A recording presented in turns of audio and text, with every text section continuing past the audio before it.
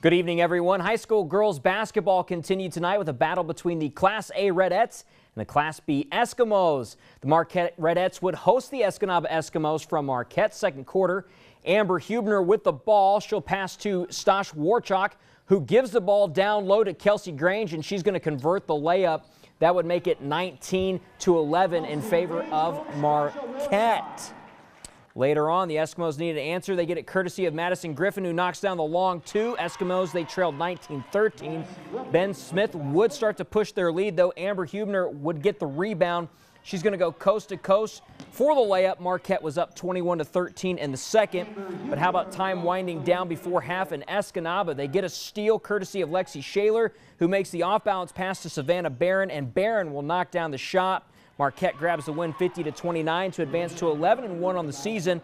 Hubner finished with 17 points, 11 rebounds, and 5 assists for the Redettes. Let's head to the scoreboards. Girls high school basketball action. Forest Park with the win over Iron Mountain 50-30. Norway with the win over West Iron County 45-24. Jordan Kramer, how about 23 points by her? Houghton will get a big win over the rivals, the Hancock Bulldogs 51-24. We had no score reporter from Calumet Chassell. Lantz, though, gets a win over Ontonagon 54-49, and Baraga defeats Dollar Bay 50-33. Well, Negaunee was also in action tonight against their close rival, the Ishpeming Hematites in Negaunee. How about Madigan John? She's going to bring the ball down for the Hematites, finds Cora Swanson, who finds Hannah Smith. The turnaround jumper is good. Hematites trail by 2, and then the Hematites, they tie it up here. How about Swanson to find Smith, who's now going to give it to Johns down low, and the Hematites tie this one up at 24. Hematites would increase their lead as well. Mariah Austin, she's going to take this one down court. She finds Hannah Smith, and she'll bury the jumper. Hematites, they were up 28-24. Negaunee, they were in need to snap that 6-0 run, and they would, courtesy of Alita Johnson. She drives and gets the hoop and the harm. She made the free throw to make it a one-point game. Alita Johnson finished with 19. Her sister finished with 15. And Negaunee comes back to win this one in a close one, 49-47. We head back to the boards now as Jeffers defeats Lakeland and Hubble 67-41. Alexa DeStramp had 20 for the Lakes. Julia Nordstrom, though, 25 for the Jets. Ironwood gets a win over Butternut 61-54 in overtime. Taylor Miley scored 30 points for Ironwood. No score reporter from Big Bay Danock and Hannahville, but North Central with a win over Kearney Nato 68-24. The Rockets of Rapid River also defeated the Bark River Harris Broncos 44-40. Mid-Peninsula gets a win over Superior Central 47-39, and a big win by Sault Ste. Marie 58-13. What was the first ever meeting in boys basketball between the 8-1 Bark River Harris Broncos and the 5-4 Escanaba Eskimos in Escanaba. Escanaba got an early jump here. Ryan Robinette gets the rebound, and he'll go coast to coast for the basket. He had 14 points. It was 5-0 Eskimos. But the Broncos, they strike back as Ryan Arndt nails the three from the corner. One of the 8 triples for Bark River as a team, and it was 6-5.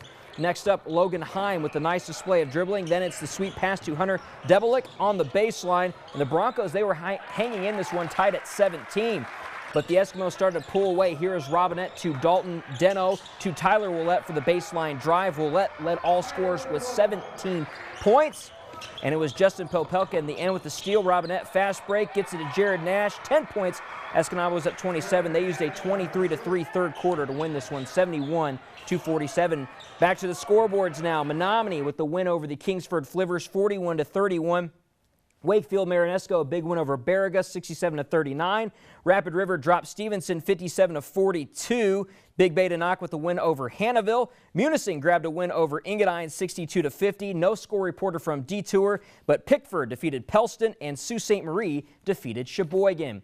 Well, the GLIAC and Michigan Tech announced today that sophomore Kyle Monroe was named GLIAC North Player of the Week. Monroe averaged 29 points over the weekend sweep by the Huskies and also shot 50% from the field. On Thursday, Monroe had 37 points against Northwood. The Huskies return to action Thursday against Grand Valley State. After sweeping the Seawolves of Alaska Anchorage over the weekend, the Wildcats are receiving more good news today. The WCHA in Northern Michigan announced today that the 2 Wildcats earned WCHA weekly honors. Dominique Shine was named the Offensive Player of the Week. Shine scored 3 goals on Friday night for his second hat trick of the season. He also picked up an assist on Saturday for a 4-point weekend. Ate Tolvanen also received Defensive Player of the Week honors after his weekend in goal. Tolvanen stopped 59 of 60 shots during the sweep of the Seawolves. The Wildcats do return to action on February 3rd at Bowling Green. Well, Northern Michigan welcomed 3 new coaches to the university on Saturday. Head volleyball coach Rashinda Reed hasn't been able to work out with the team just yet, but has seen the talent she's inheriting. I did have the opportunity to watch them work out on Friday.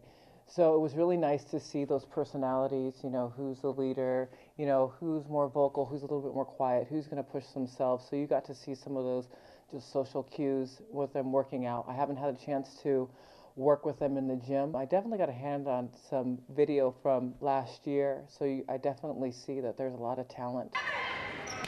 The Wildcat volleyball team graduated only 5 seniors this past season.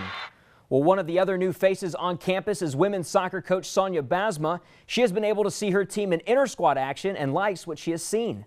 I've met them for this past week.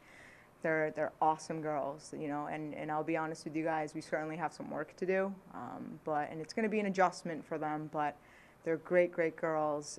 They're ready, they're passionate, you know, they want to see a change in this program and really kind of see this program reach the heights it's capable of reaching.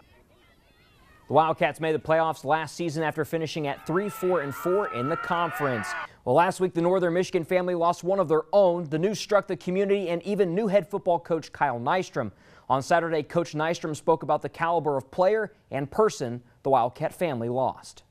We got a broken-hearted football team right now, and rightfully so. You know, that young man was adored by his team, adored by this university, adored by the community. And I spent 5 minutes with him after a team meeting, and I adored him already too. He's just that guy. And so he's very special. Coach Nystrom also mentioned that for this week, the main goal is to have a good week, and after that, he will work on other things on his plate.